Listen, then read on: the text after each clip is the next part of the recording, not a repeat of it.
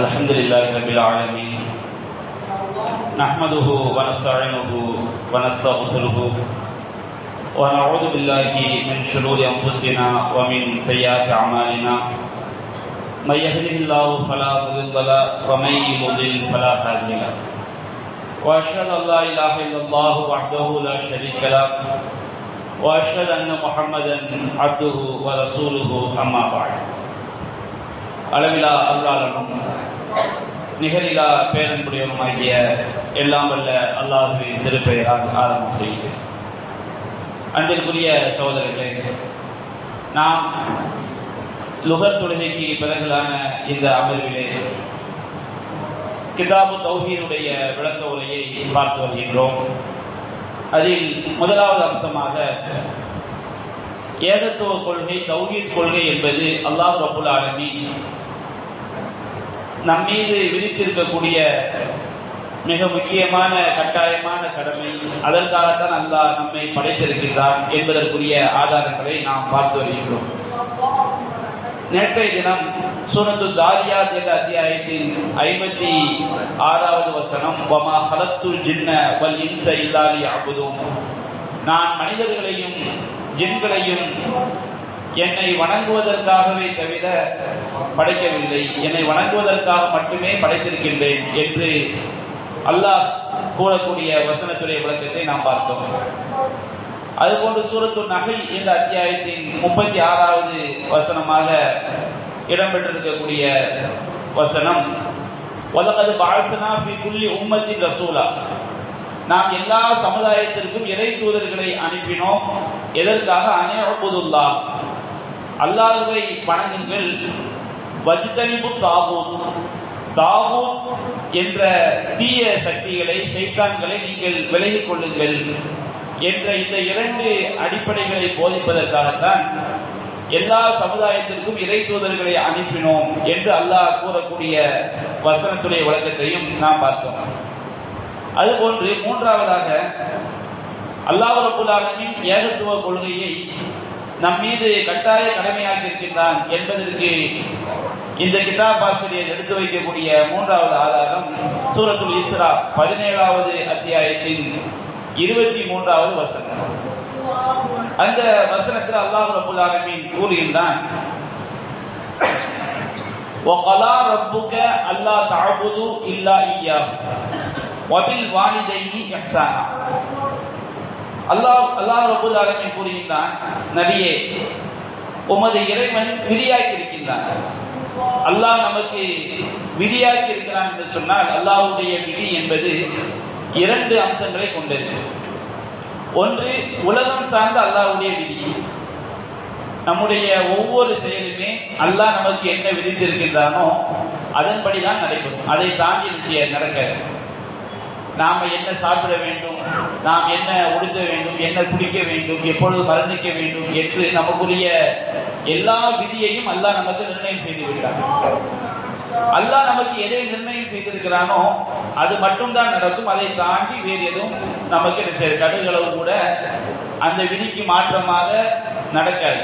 இது உலகம் சார்ந்த விதி. அதுபோன்று அல்லாஹ் ரப்பல் ஆலமீன் மார்க்க சட்டங்களையும் நமக்கு விதியாக்கி இருக்கிறான். அல்லாஹ் நமக்கு மார்க்க சட்டங்களை விதியாக்கி இருக்கிறான் என்று சொன்னால், மார்க்க சட்டங்களை விதியாக்கக்கூடிய அதிகாரம் அல்லாஹ் ஒருவனுக்கு மட்டும்தான் இருக்கிறது. அதை நாம் பின்பற்றும் பொழுது அல்லாஹ்வுடைய பொருத்தம், அல்லாஹ்வுடைய நேசம் நமக்கு கிடைக்கும். அப்ப இந்த அல்லாஹ் ரப்பல் ஆலமீன் நமக்கு மார்க்க சட்டமாக விதியாக்கியதை பற்றி அல்லாஹ் நமக்கு எடுத்துரைக்கின்றான். வகலா ரப்புக அல்லா தஅபுது, உங்கள் இறைவன், உமது இறைவன் விதியாக்கி இருக்கின்றான். அல்லாஹ் தஅபுது இல்லா இய்யாஹு, அவனை தவிர வேறு யாரையும் நீங்கள் வணங்கக்கூடாது என்று அல்லாஹ் விதியாக்கி இருக்கின்றான். வபில் வாலிதைனி இஹ்சானா, உங்களுடைய பெற்றோர்களுக்கு, வாலிதைன் என்ற அந்த வார்த்தை தாய், தகப்பன், அதுபோன்று தாயுடைய தாய், தந்தையுடைய தந்தை, இவர் அனைவரையுமே உள்ளடக்கக்கூடிய ஒரு வார்த்தை. நம்ம ஊர் பாஷையில சொல்லதா இருந்தா பெற்றெடுத்த தாய், தந்தை, அதுபோன்று நல்லாப்பா, நல்லம்மா, இவங்களையெல்லாம் குறிக்கக்கூடிய வார்த்தை தான் வாலிதை அப்படிங்கிற வார்த்தை. அது நேரடியாக பெற்றோர்களை குறிக்கும். தந்தையுடைய தந்தை, தந்தையுடைய தாய், தாயுடைய தந்தை, தாயுடைய தாய், இவர்களையும் குறிக்கக்கூடிய வார்த்தை வாலிதைங்கிற வார்த்தை. அப்போ வாலிதைக்கு யோசானா, உங்கள் பெற்றோர்களுக்கு நீங்கள் நல்ல உபகாரம் செய்யுங்கள். இம்மா எவ்வளவுன்னு அழிந்தக்கல் கிபர அகதுகுமா அவுக்கிலாகுமா பலா தப்புல்லகுமா உஃபின், அந்த இருவருமோ அல்லது தாய் தந்தை இருவருமோ அல்லது இருவரில் ஒருவரோ அவர்கள் உம்மிடத்தில் வயோதிக பருவத்தை அடைந்து விட்டால் பலா தப்புல்லகுமா உஃபின், அவர்களை பார்த்து நீங்கள் சி என்ற வார்த்தையை கூட சொல்லிவிடாதீர்கள். வகுல்லகுமா கௌலன் கரீமா, அவர்களுக்கு நீங்கள் கண்ணியமான வார்த்தைகளையோ அவர்களிடம் நீங்கள் பேசுங்கள். வக்ஃபில் லஹுமா ஜனாஹல் துல்லி மினர் ரஹ்மா, கருணையோடு பணிவு எனும் இறக்கையை அந்த இருவருக்குமாக நீங்கள் தாழ்த்துங்கள். வகுர் ரப்பில் ஹமுமா கமா ரப்பயானி சகீரா, இறைவா நான் சிறு பிராயமாக இருக்கும் பொழுது அந்த இருவரும் என்னை எப்படி பராமரித்தார்களோ அதுபோன்று அவ்விருவரை நீங்கள் பராமரிப்பீராக என்று அல்லாஹ் ரப்பல் ஆலமீன் 17வது அத்தியாயம் 23வது வசனத்தில் அல்லாஹ் குறிப்பிடுகிறார். இந்த வசனத்தில் அல்லாஹ் ரப்பல் ஆலமீன் பெற்றோர்களுக்கு செய்யக்கூடிய பணிவிடையை பற்றி அல்லாஹ் குறிப்பிடுகிறான். அதற்கு முன்பாக அல்லாஹ் முதலாவது அதை கூறுகிறான், வகலா ரப்புக அல்லா தஅபுது இல்லா இய்யாஹு, உங்களுடைய இறைவன் அவனை தவிர வேறு யாரையும் நீங்கள் வணங்கக்கூடாது என்பதை உங்களுக்கு சட்டமாக ஆக்கியிருக்கின்றான். இந்த தௌஹீதை தான் அல்லாஹ் நமக்கு முதலாக முதல் கடமையாக அல்லாஹ் முதலாவதாக அல்லாஹ் சொல்லி காட்டுகின்றார். நாம ஒவ்வொரு வசனத்திலும் அல்லாஹ்வை தவிர யாரையும் வணங்கக்கூடாது என்று சொல்லும் பொழுது வணக்கத்துடைய பொருளை நாம் மறந்துவிடக்கூடாது.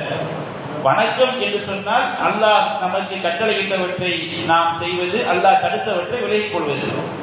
இது அல்லாஹ்வுடைய திருப்தியை எதிர்பார்த்து, அவனுடைய நெருக்கத்தை எதிர்பார்த்து, அவனுடைய தண்டனைக்கு அஞ்சி நாம் செய்ய வேண்டும். இதுக்கு பேர் தான் வணக்கம். அப்ப அல்லாஹ் ரப்பல் ஆலமீன் நமக்கு விதியாக்கியதுல முதலாவது விஷயம் எது? என்னை வணங்குவதற்காகவே தவிர அல்லாஹ் ஒருவனை தவிர வேறு யாரையும் வணங்கக்கூடாது.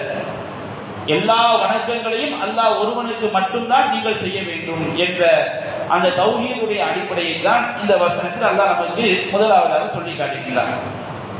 அதுபோன்று சூரத்து நிசா 4வது அத்தியாயம் 36வது வசனத்தில் அல்லாஹ் கூறுகிறான், வஅபுதுல்லாஹ் வலா துஷ்ரிகு பிஹி ஷைஆ. அல்லாஹ் ரப்பல் ஆலமீன் இந்த உடன்பாடாகவும் கூறுகிறான், எதிர்மறையாகவும் கூறுகிறான். வஅபுதுல்லாஹ் உடன்பாடாக அல்லாஹ் கட்டளையாக சொல்லக்கூடியது என்ன? வஅபுதுல்லாஹ், நீங்கள் அல்லாஹ்வை வணங்குங்கள்.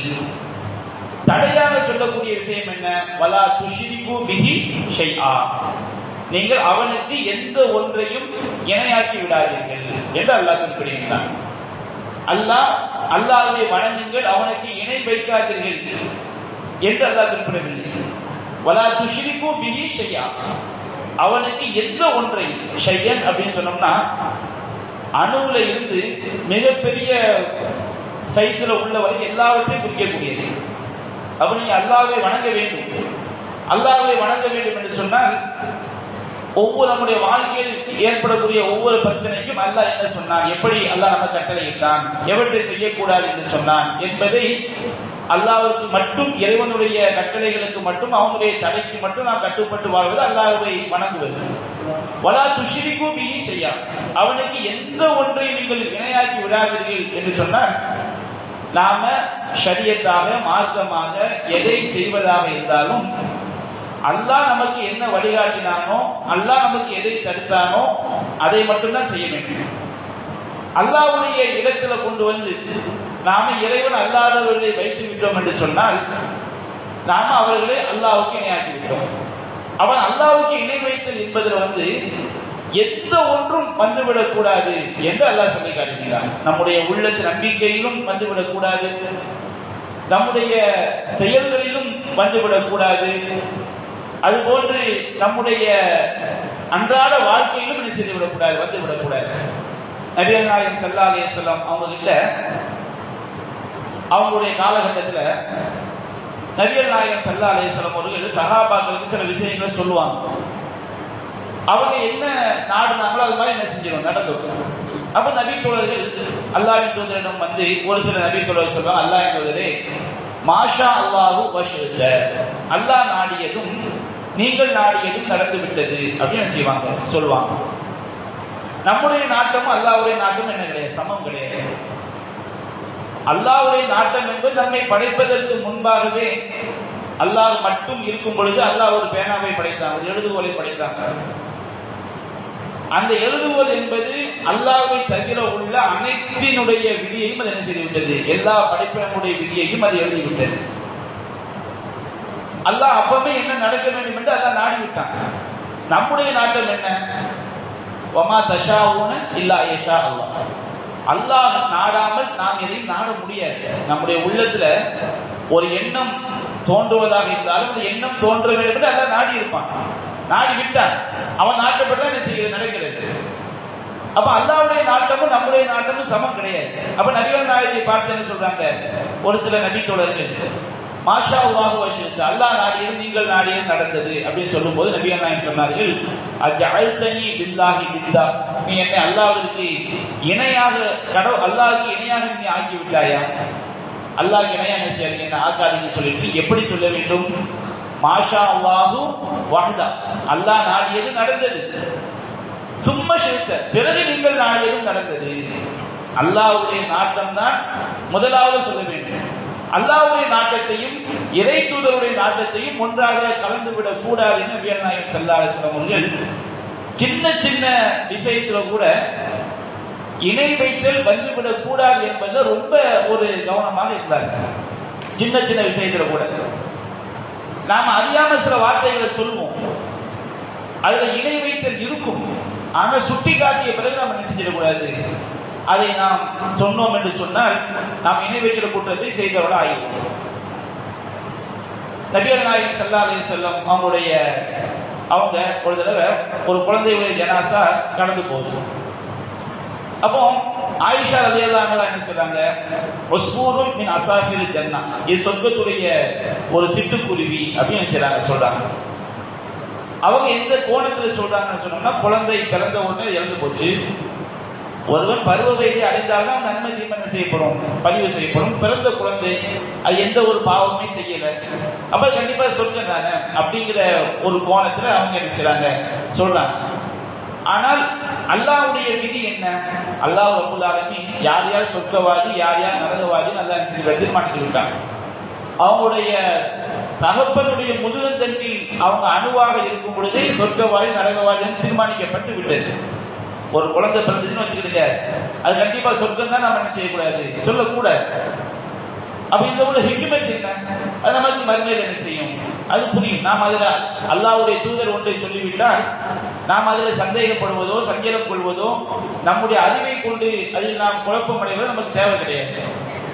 அப்போ ஆயிஷா ரலியல்லாஹு அன்ஹா சொர்க்கத்துடைய சிட்டுக்குருவியை சொன்னோம். நபியா நாயகம் கேட்டாங்க, ஒமா யுத்ரிகி அன்னஹா உஸ்பூருன் மின் அஸ்ஃபாஃபில் ஜன்னா, அது சொர்க்கத்துடைய சிட்டுக்குருவின்னு உங்களுக்கு எப்படி யாரு சொல்லி தந்தாங்க? அல்லாஹ் தூதரே, குழந்தை எந்த பாவமுமே செய்யவில்லை. அப்ப நபியா நாயகம் சொன்னாங்க, அப்படி கிடையாது ஆயிஷாவே, அல்லாஹ் ரப்பல் ஆலமீன் சொர்க்கவாதி நரகவாதி அல்லாஹ் தீர்மானித்து விட்டாங்க. அவங்களுடைய தந்தையின் முதுகந்தண்டில் இருக்கும் பொழுதே அவர்கள் சொர்க்கவாதி நரகவாதி என்று தீர்மானிக்கப்பட்டு விட்டு சொன்னாங்க.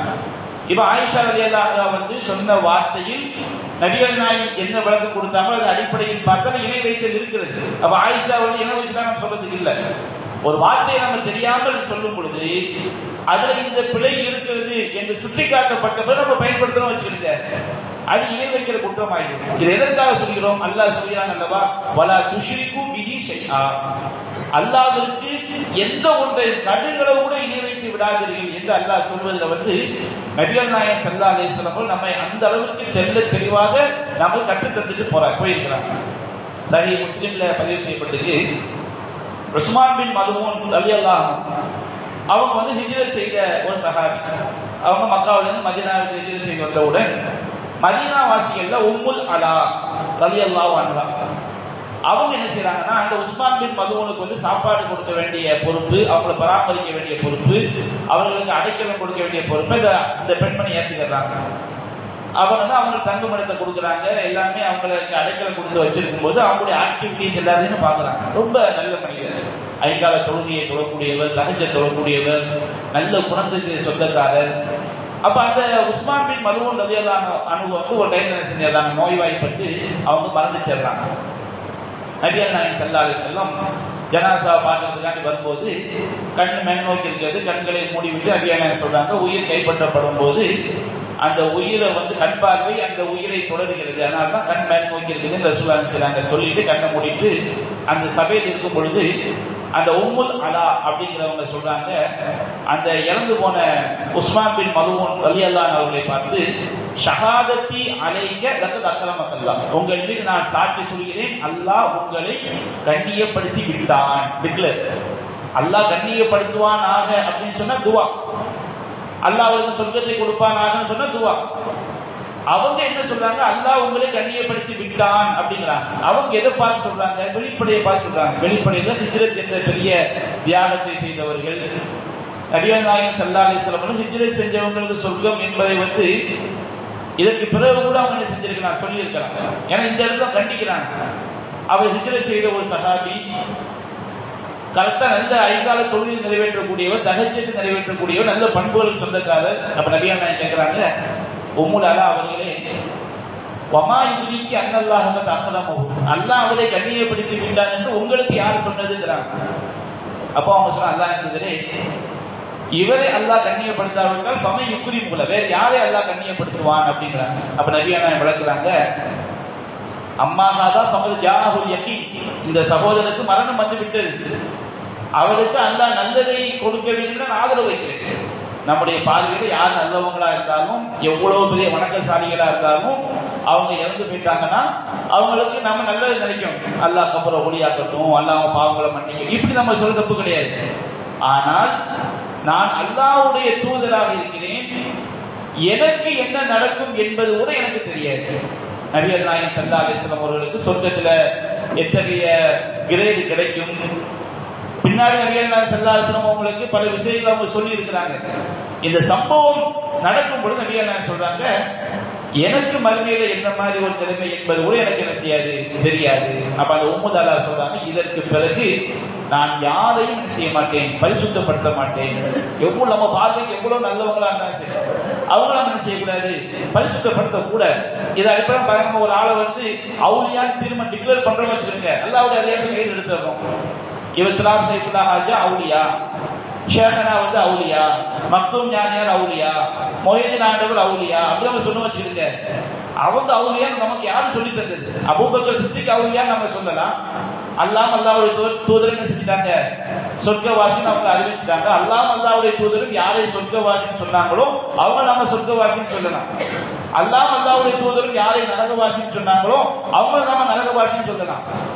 அதை தவிர வேறு யாரையும் இவர் நரகவாசி சொர்க்கவாசி என்று டிக்ளேர் பண்ணக்கூடிய அதிகாரம் நமக்கு கிடையாது. எந்த யாரையும் நம்ம என்ன செய்ய முடியாது, அது அல்லாஹ்வுடைய அதிகாரத்துல உள்ளது.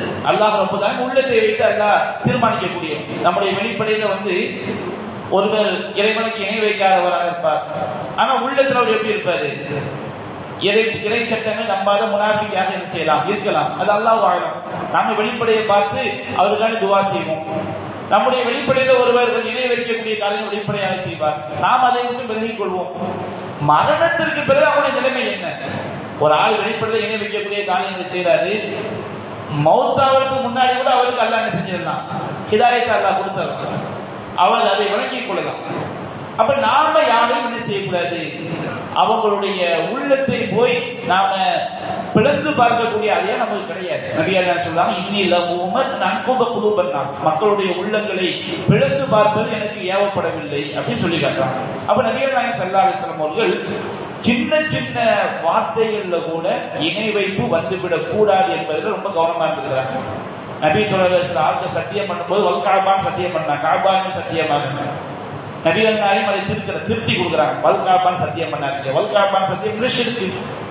யார் மன் ஹலஃப பிகைரில்லாஹி ஃபகத் அஷ்ரக, யார் அல்லாஹ்வின் மீது சத்தியம் செய்கிறானோ அவன் அல்லாஹ்விற்கு இணை கற்பித்து விட்டான். சத்தியத்துடைய நோக்கம் என்ன?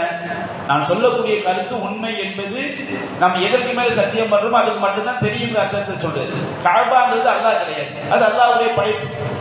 அது நாம் இந்த விஷயத்தை நாம இதுதான் உண்மைன்னு சொல்றோமோ அதனுடைய உண்மை தன்மை காபா அதிகமா. நபிகள் சொன்னால் தஹலீஃபு பி ஆபாயிக்கும், உங்கள் பெற்றோர்கள் மீது நீங்கள் சத்தியம் செய்யாதீர்கள். பெற்றோர்களுக்கு தெரியாது. எங்க அம்மா மேல ஆன, வாப்பா மேல ஆன, அம்மா மேல சத்தியம், வாப்பா மேல சத்தியம், அதெல்லாம் செய்யக்கூடாது, சொல்லக்கூடாது. அது இணை வைக்கக்கூடிய ஒரு வார்த்தையா செஞ்சிடும் ஆய்வு. அப்ப நபியான சொன்னாங்க, வல் காபா சத்தியம் பண்ணாதீங்க, வதபில் காபா, காபாவுடைய இறைவன் மீது ஆணையாக அப்படின்னு சொல்லுங்க. காபாவுடைய இறைவன் யாரு? அல்லாஹ். அப்ப அல்லாஹ் ரப்பல் ஆலமீன் நமக்கு விதியாக்கி இருக்கக்கூடிய முக்கியமான விஷயம் வஅபுதுல்லாஹ வலா துஷ்ரிகு பிஹி ஷைஆ.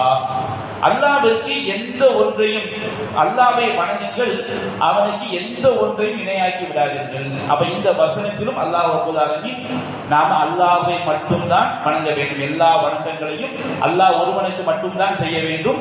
அதில் கடுகளவு என்ன செய்யக்கூடாது, இணை வைத்து விடக்கூடாது. தௌஹீத் தான் பேசிக் என்பதை நமக்கு இறைவன் சொல்லி காட்டுகின்றான்.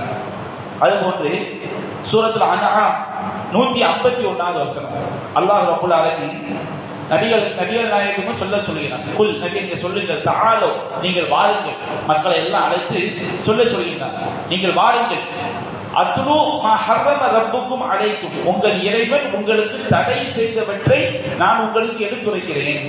அல்லாஹ் இதெல்லாம் நமக்கு தடை செய்திருக்கிறான் என்று நபிகள் நாயகத்தை அல்லாஹ் சொல்லுமாறு சொல்லுகிறான். அதுல ஃபர்ஸ்ட் விஷயம் என்ன? அல்லாஹ் துஷ்ரிகு பிஹி ஷைஆ, அல்லாஹ்விற்கு எந்த ஒன்றையும் இணையாக்கி விடாதீர்கள். மற்ற ஹராம் எல்லாம் அதுக்கப்புறம் தான். உங்கள் பெற்றோர்களுக்கு நீங்க என்ன செய்யுங்க, நல்ல உபகாரம் செய்யுங்கள், பெற்றோர்கள் நோவினை செய்யாதீங்க. வலா தக்துலு அவுலாதக்கும் மின் இம்லாக், வறுமையின் காரணமாக பிள்ளைகளை கொல்லாதீங்க. அறியாமை காலத்துல இருந்த ஒரு கெட்ட பண்பாடு. அதே போன்று வலா தக்ரபுல் ஸினா வலா தக்ரபுல் ஃபவாஹிஷ் மா லஹர மின்ஹா வமா பத்தன், வெளிப்படையாக உள்ள மானக்கேடான காரியங்கள், அந்தரங்கமாக உள்ள மானக்கேடான காரியங்கள், இதை நெருங்காதீர்கள். வலா தக்துலு நஃப்ஸல்லதி ஹர்ரமல்லாஹு இல்லா பில் ஹக், அல்லாஹ் புனிதமாக்கிய எந்த ஒரு உயிரையும் நீங்கள் கொலை செய்யாதீர்கள். அல்லாஹ் நமக்கு என்ன செய்யறான், சொல்லிக் கொண்டே வருகிறான். வலா தக்ரபு மாலல் யதீம் இல்லா பில்லதி ஹிய அஹ்ஸன் ஹத்தா யபுலுக அஷுத்தஹு, அதாவது அந்த அனாதைகள் அவங்களுடைய பருவ வயதை அடைகின்றவரை அவங்களுடைய செல்வத்தை அழகிய முறையில் தவிர நெருங்கி விடாதீர்கள். அப்படி ஒவ்வொரு விஷயமாக அல்லாஹ் சொல்லிக் கொண்டே வருகின்றார்.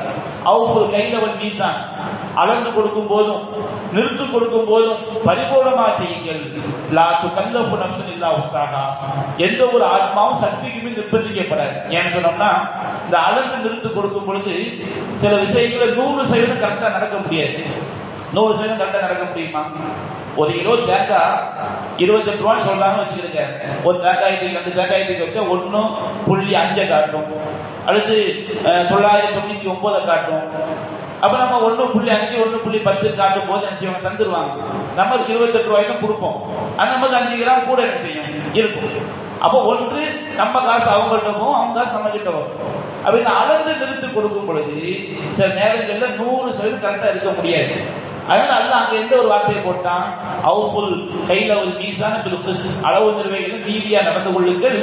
லா துகல்லஃபு நஃப்ஸுன் இல்லா உஸ்ஸா, எந்த ஒரு ஆத்மா செய்ய முடியாது, சக்திக்குமே நிர்பந்திக்க முடியாது. கரெக்டா நடங்க. கொஞ்சம் சில விஷயங்கள்ல நூல் புடிச்ச மாதிரி பார்க்கவே முடியாது. அப்ப அல்லாஹ் அவங்களை செய்ய மாட்டான், சக்திக்குமே நிர்பந்திக்க மாட்டான் என்று அல்லாஹ் பல்வேறு நமக்கு செய்ய வேண்டிய விஷயங்கள், செய்யக்கூடாத விஷயங்கள் அல்லாஹ் பட்டியல் போட்டு சொல்லிக்கொண்டே வருகிறான். அப்படி சொல்லிக்கொண்டே வரும்போது அல்லாஹ் முதலாவதாக அல்லாஹ் தடை செய்திருப்பது முதலாவது விஷயம் என்ன? அல்லாஹ் துஷ்ரிகு பிஹி ஷைஆ, அல்லாஹ்விற்கு எந்த ஒன்றையும் இணையாக்கி விடாதீர்கள். எல்லா வணக்கங்களையும் அல்லாஹ்வுக்கு தான் செய்யணும் என்கின்ற அந்த கட்டளையை இறைவனுக்கு ஈக்குவலாக யாரையும் கொண்டு வந்து நினைச்சாதீங்க, கடுகளவு கூட எந்த ஒன்றையும் கொண்டு வந்து வைத்து விடாதீர்கள் என்பதை சூரத்துல் அன்ஆம்ல 151வது வசனம் நமக்கு அல்லாஹ் சொல்லி காட்டுகிறார். அப்ப இந்த வசனம் எதை காட்டுகிறது? தௌஹீத் என்பது கட்டாய கடமை என்பதை நமக்கு காட்டுகிறது. அதுபோன்ற இந்த ஏகத்துவ கொள்கை நமக்கு கட்டாய கடமை என்பதற்கு இன்னும் பல ஆதாரங்கள் இருக்கிறது. நாம் இன்ஷா அல்லாஹ் வரக்கூடிய நாட்களில் நாம் தொடர்ந்து காண்போம். வாஹ தஅவானா அனில் ஹம்துலில்லாஹி ரப்பில் ஆலமீன். அஸ்ஸலாமு அலைக்கும் வரஹ்மத்துல்லாஹி வபரகாத்துஹு. சுப்ஹானக்கல்லாஹும்ம பிஹம்திக அஷ்ஹது அல்லா இலாஹா இல்லா அன்த